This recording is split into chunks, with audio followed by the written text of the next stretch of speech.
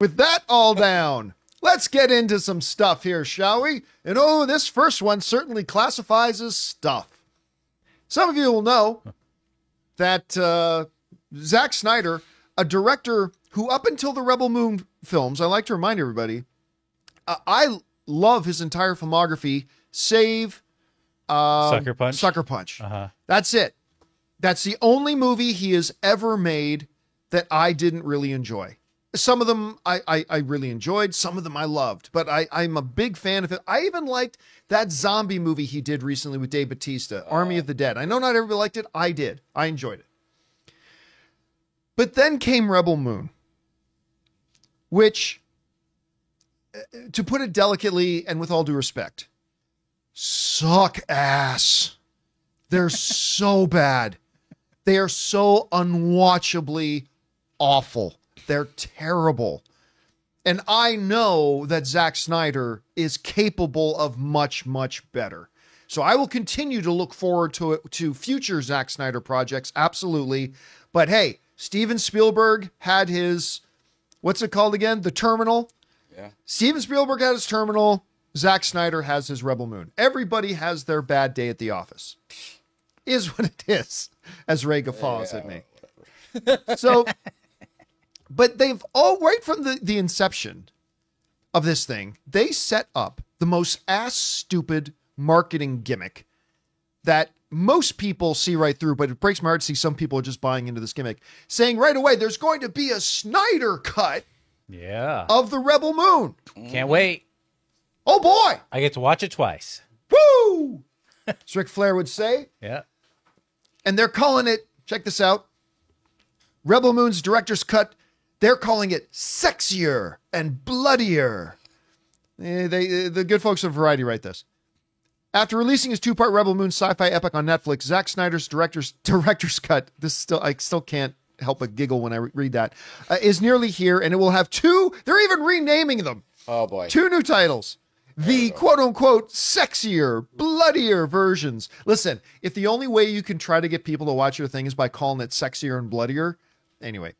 Versions of his Netflix saga will drop on August 2nd with 2 newly titled chapters instead of 2 parts. Originally released as Rebel Moon Part 1, A Child of Fire, and Rebel Moon Part 2, The Scar Giver, the director's cuts will be called Rebel Moon Chapter 1, not Part 1. Big difference. Big difference. Chapter 1, Chalice of Blood, and Chapter 2, Curse of Forgiveness. Which, to give credit where credit's due, I think those titles are better than the original titles. They do sound bloodier. They do sound bloodier, so and dare I say, sexier. Yeah. Much sexier. Okay, so here's why this is pathetic. It's not just laughable, this is pathetic. Normally, when the term like director's cut is being attached to something, it denotes, it implies that for whatever reason, the director wasn't really permitted to deliver their true vision of a film, right?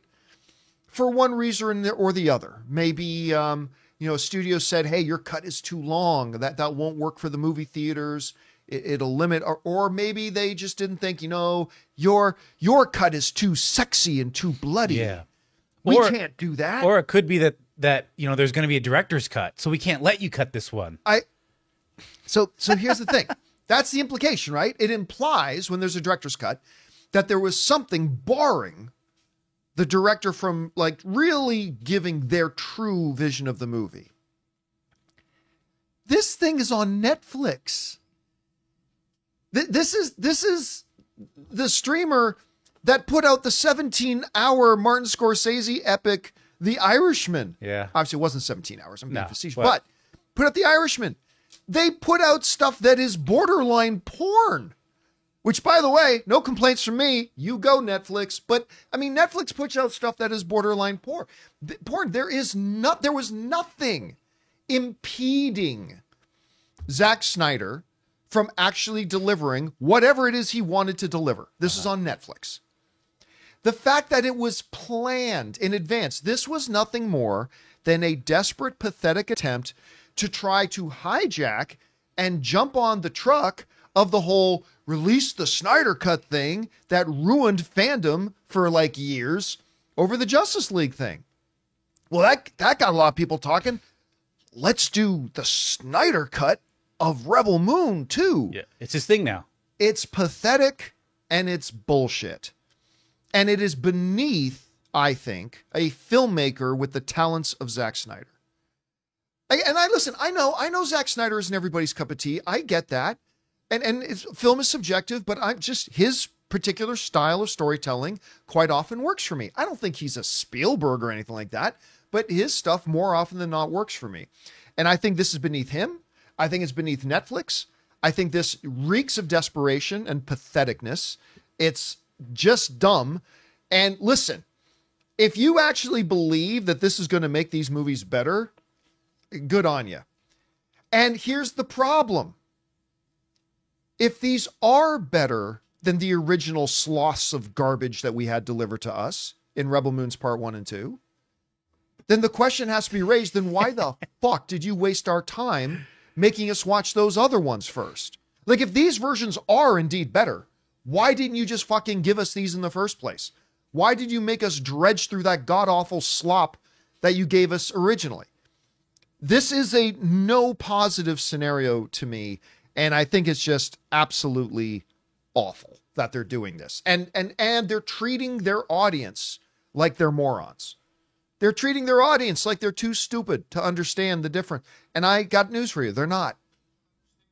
So anyway, hey guys, we want to take a second to thank a sponsor of today's video, The Perfect Jean. Guys, are you tired of the rough and rigid jeans crushing your boys? Well, today's sponsor, The Perfect Jean, finally solved all of your denim difficulties. They make great looking, perfect fitting jeans that are as comfortable as sweatpants. The secret? A special denim fabric that is super soft and has the perfect amount of stretch so you can squat, do yoga, or just sit around all day without ever having to take them off. I'm going to admit I was a little bit skeptical because to me, jeans have always been jeans. They're practical, but not always the most comfortable. But I'm telling you guys, it's not an exaggeration. Once I put on these jeans, the Perfect Jean redefined what jeans can be to me. They're the perfect fit, they stretch, they breathe, and again, they're just insanely comfortable. So guys, it's finally time to stop crushing your balls in uncomfortable jeans by going to theperfectjean.nyc/Campia15. Our listeners get 15% off your first order plus free shipping, free returns and free exchanges when you use code Campia15 at checkout. Again, that's 15% off for new customers at theperfectjean.nyc/Campia15 and use the code Campia15. After you purchase, they'll ask you where you heard about them.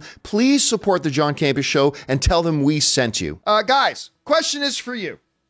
What do you think about this? Are you excited for August 2nd to revisit the sexier and bloodier world of Rebel Moon? Whatever, maybe you are. Okay, and listen, maybe you liked the two Rebel Moon movies. If you did, that's great. I celebrate that. I'm not trying to talk you out of liking it. If you liked it, and I think that's wonderful. I did not. So there's that. Anyway, whatever you guys think, jump down into the comment section below and let us know your thoughts. Hey guys, thanks so much for watching this video. Make sure you like the video, leave a comment, and subscribe to our channel. And don't forget, we have a daily podcast called the John Campia Show Podcast, available on Apple Podcasts, Spotify, or your favorite podcasting app of choice. Go and subscribe to it today so it'll be there when you need it.